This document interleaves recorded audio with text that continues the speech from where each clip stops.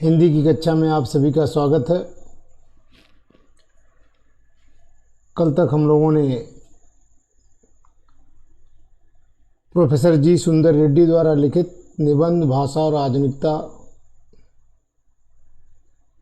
सर्वप्रथम हम लोगों ने पाठ को पढ़ा, उसकी व्याख्या को समझा, पाठ के सारांश को भी समझा। अब जो परीक्षा की दृष्टि से गद्यांश पर आधारित प्रश्न दिए जाते हैं, उन प्रश्नों के उत्तर आपको देने होते हैं। आज हम लोग कुल 4 गद्यांशों को पर आधारित प्रश्नों का अभ्यास करेंगे। परीक्षा की दृष्टि से यह पाठ अत्यंत महत्वपूर्ण है, क्योंकि कोविड-19 के प्रभाव के कारण 30% जो पाठ्यक्रम घटा दिया गया है, उसमें से 2 पाठ निकाल दिए गए। अब 4 ही पाठ बचे हैं, इसलिए ये पाठ अत्यंत महत्वपूर्ण हो जाता है। तो गद्यांश पर आधारित प्रश्न, हम लोग सीधा प्रश्न पर आते हैं। निम्नलिखित गद्यांशों पर आधारित प्रश्नों के उत्तर दीजिए। इसमें पहला गद्यांश का रमणीयता और नित्य नूतनता अन्योन्याश्रित हैं। रमणीयता के अभाव में कोई भी चीज़ मान्य नहीं होती। नित्य नूतनता किसी भी सर्जक की मौलिक उपलब्धि की प्रामाणिकता सूचित करती है और उसकी अनुपस्थिति में कोई भी चीज़ वस्तुतः जनता व समाज के द्वारा स्वीकार्य नहीं होती। सड़ी गली मान्यताओं से जकड़ा हुआ समाज आगे बढ़ नहीं पाता। वैसे ही पुरानी रीतियों और शैलियों की परंपरागत लीक पर चलने वाली भाषा भी जन चेतना को गति देने में प्रायः असमर्थ ही रह जाती है। भाषा समूची युग चेतना की अभिव्यक्ति का एक सशक्त माध्यम है और ऐसी सशक्तता तभी वह अर्जित कर सकती है, यहाँ अर्पित कर सकती है, जब वह अपने युगानुकूल सही मुहावरों को ग्रहण कर सके।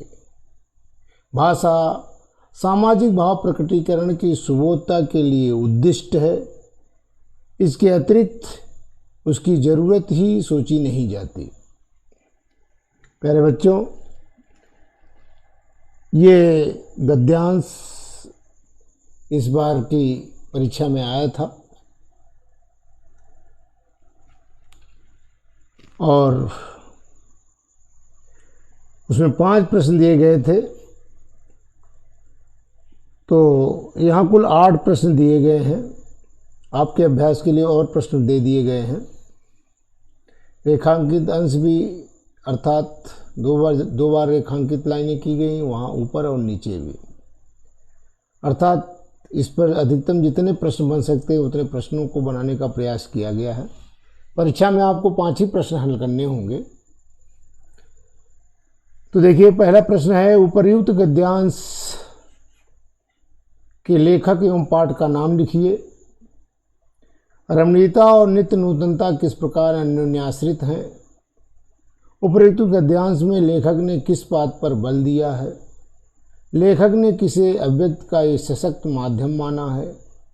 गद्यांश के रेखांकित अंश की व्याख्या कीजिए। सर्जक की मौलिक उपलब्धि का प्रमाण क्या है। किससे जकड़ा हुआ समाज आगे बढ़ नहीं पाता। रमणीयता और उद्दिष्ट शब्दों का अर्थ स्पष्ट कीजिए। देखिए, यह गद्यांश इस बार की परीक्षा में 2 संकेतांकों के अंतर्गत पूछा गया था, इसीलिए कुल दोनों संकेतांकों का मिला करके कुल 8 प्रश्न इस पर बना दिए गए हैं। जो कॉमन प्रश्न थे दोनों में थे, उनको हटा करके कुल मिलाकर 8 प्रश्न बनाए गए। गद्यांश के लेखक एवं पाठ का नाम आप अच्छी तरह से याद कर लीजिए। गद्यांश के लेखक हैं प्रोफेसर जी सुंदर रेड्डी और पाठ का नाम है भाषा और आधुनिकता। रमणीयता और नित्य नूतनता किस प्रकार अन्योन्याश्रित है। रमणीयता और नित्य नूतनता अन्योन्याश्रित किस तरह से है, चलिए इसका प्रश्न का उत्तर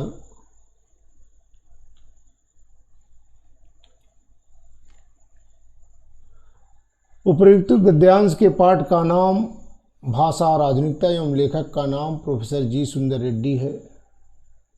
दूसरा प्रश्न था भाषा की नवीनता, रमणीयता और नूतनता किस प्रकार अन्योन्याश्रित हैं। भाषा की रमणीयता और नित्य नूतनता किस प्रकार अन्योन्याश्रित हैं। तो भाषा की नवीनता ही उसकी सुंदरता और रमणीयता की द्योतक है। जो वस्तु रमणीय होगी वह नवीन भी होगी और जो नवीन होगी उसमें रमणीयता भी रहेगी। इस प्रकार नवीनता और रमणीयता एक दूसरे पर आश्रित हैं, दोनों एक दूसरे पर आश्रित हैं। तीसरा प्रश्न है, उपर्युक्त गद्यांश में लेखक ने किस बात पर बल दिया है। उपर्युक्त गद्यांश में लेखक ने इस तथ्य पर बल दिया है कि जिस प्रकार सौंदर्य में नवीनता होनी चाहिए उसी प्रकार भाषा में भी नवीनता आती रहनी चाहिए। चौथा प्रश्न, लेखक ने किसे अभिव्यक्ति का एक सशक्त माध्यम माना है। लेखक ने भाषा को अभिव्यक्ति का एक सशक्त माध्यम माना है। रेखांकित अंश की व्याख्या। तो रेखांकित अंश ऊपर से है, रमणीयता और नित्य नूतनता अन्योन्याश्रित है। तो पहला खंड जो दिया गया उसकी व्याख्या यहाँ है। लेखक के अनुसार भाषा में नवीनता आने से वह सुंदर भी दिखाई देने लगती है। भाषा के प्रवाह, बोधगम्यता आदि की दृष्टि से साहित्यकारों के द्वारा जितने भी नवीन प्रयोग किए जाते हैं वे भाषा के सौंदर्य में वृद्धि कर देते हैं। इसी प्रकार भाषा को सुंदर बनाने का प्रयास भाषा के क्षेत्र में विभिन्न प्रकार की नवीनताओं का समावेश कर देता है। इस दृष्टि से सुंदरता एवं नवीनता का परस्पर अनन्य संबंध है, बहुत घनिष्ठ संबंध है। दोनों एक दूसरे की पूरक अथवा परस्पर आश्रित हैं। बिना रमणीयता के कोई भी वस्तु महत्वपूर्ण नहीं हो सकती, उसको मौलिकता की मान्यता भी नहीं मिल सकती।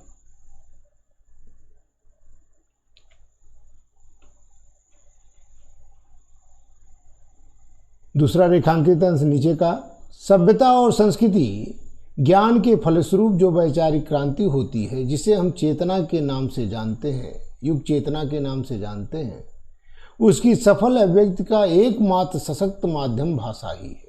और कोई भी भाषा ऐसी सशक्तता तभी प्राप्त कर सकती है जब वह अपने युग के अनुरूप सटीक औचित्यपूर्ण नए मुहावरों को ग्रहण करे। सर्जक की मौलिक उपलब्धि का प्रमाण क्या है। तो सर्जक की मौलिक उपलब्धि का प्रमाण नित्य नूतनता है। किससे जकड़ा हुआ समाज आगे बढ़ नहीं पाता। सड़ी गली मान्यताओं से जकड़ा हुआ समाज आगे बढ़ नहीं पाता। रमणीयता और उद्दिष्ट शब्दों का अर्थ स्पष्ट कीजिए।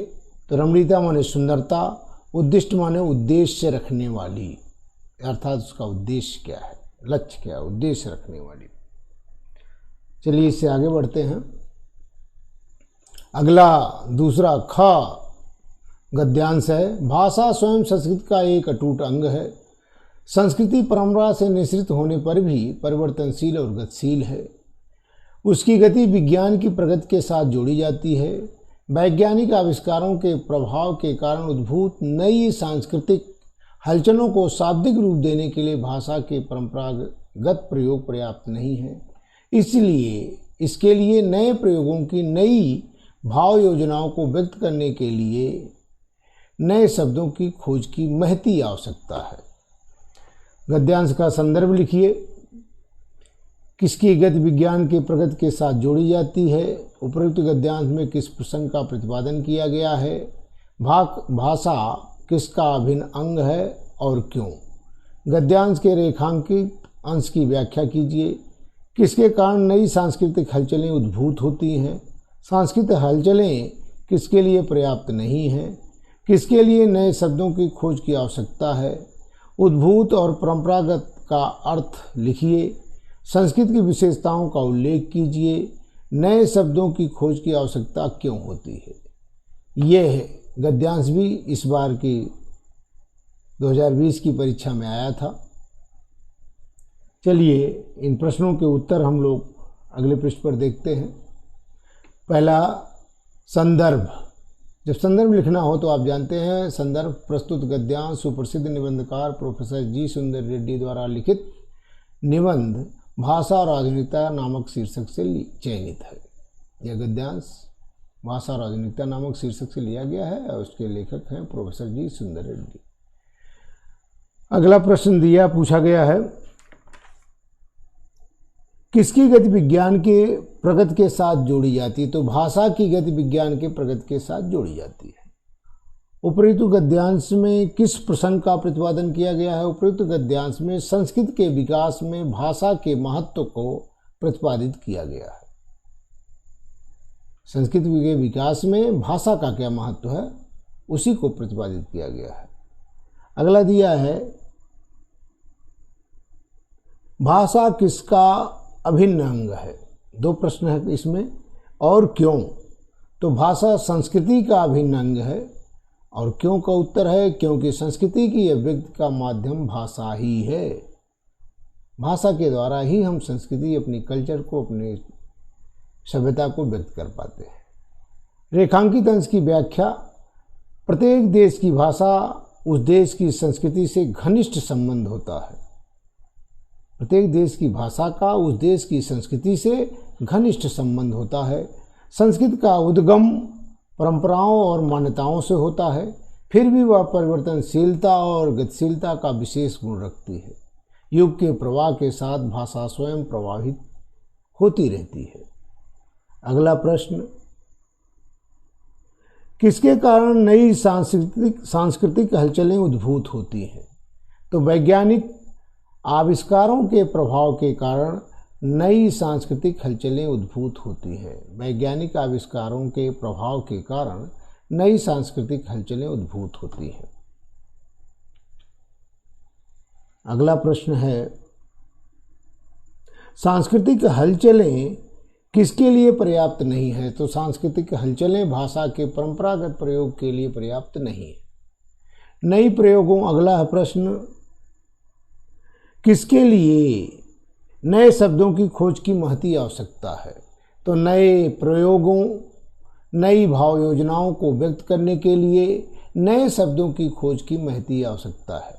अर्थात जैसे जैसे नए नए आविष्कार होते हैं, नए प्रयोग होते हैं और नए नए भाव, नए नए विचारों को व्यक्त करने के लिए नए शब्दों की, पुराने शब्दों से जो है काम नहीं चलने वाला, नए शब्दों की खोज की आवश्यकता पड़ती है।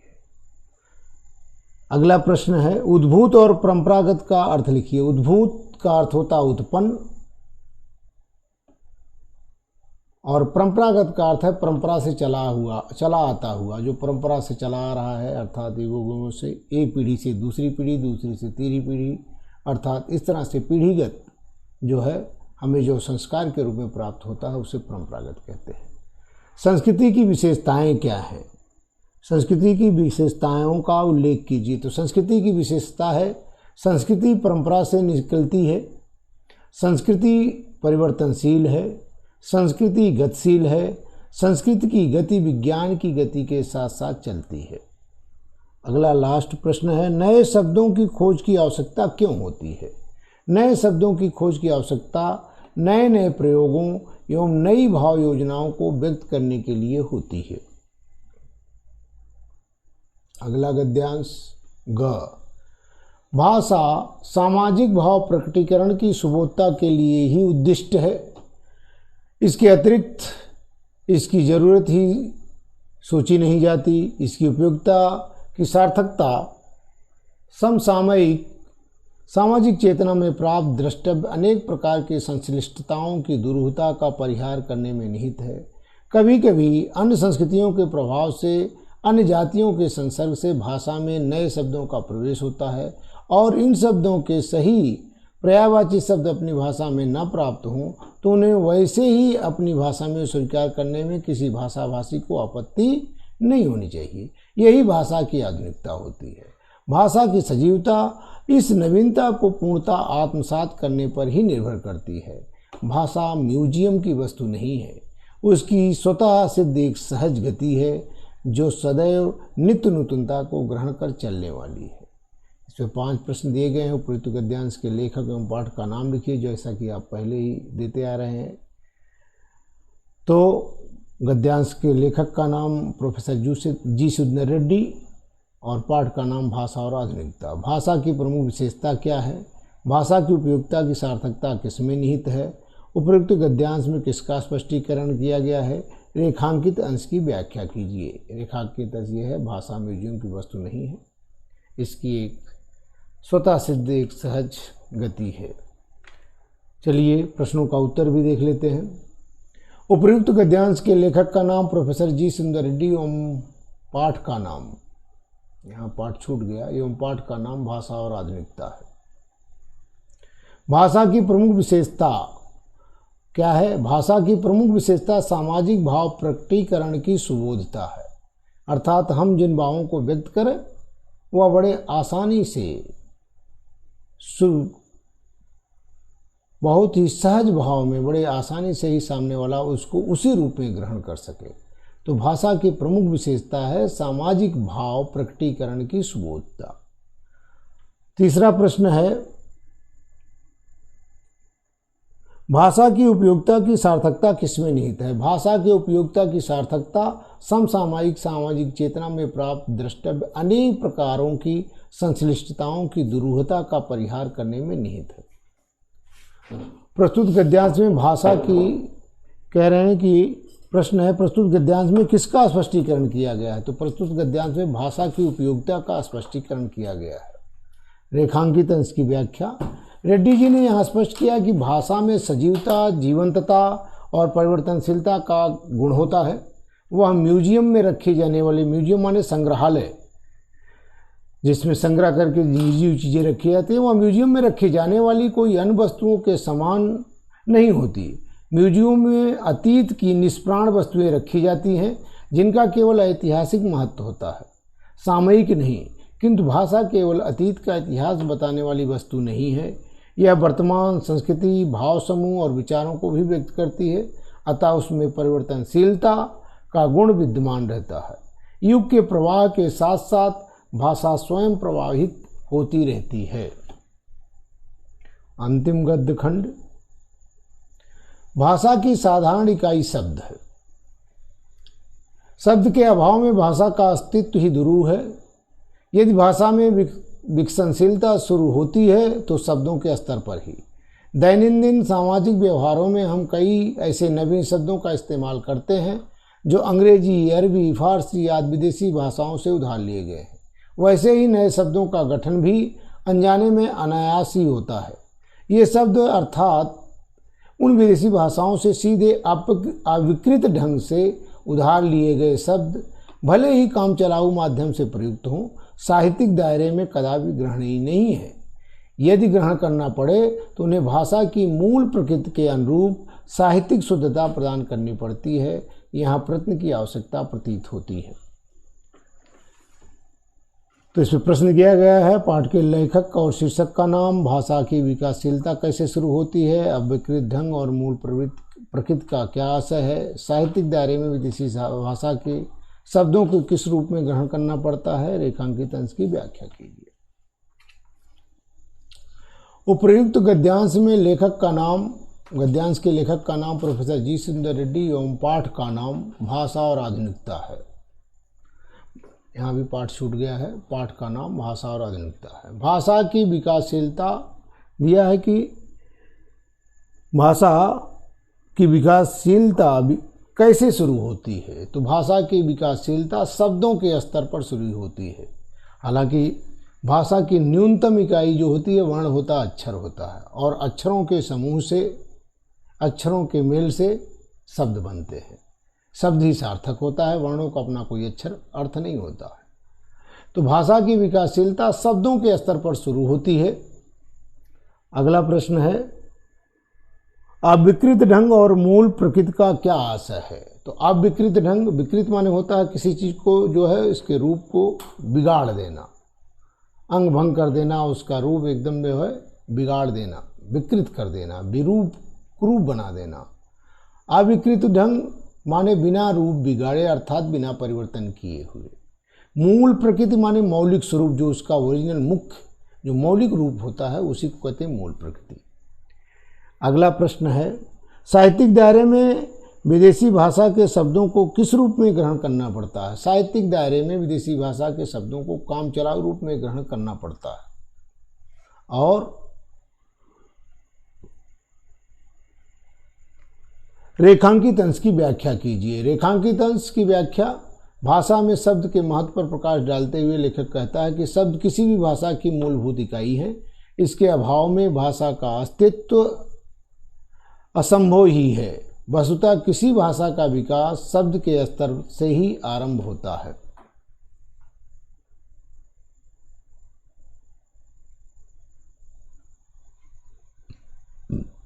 प्यारे बच्चों, कुल आज हम लोगों ने 4 गद्यांशों के प्रश्नों को और उसके उत्तर को समझा, पढ़ा।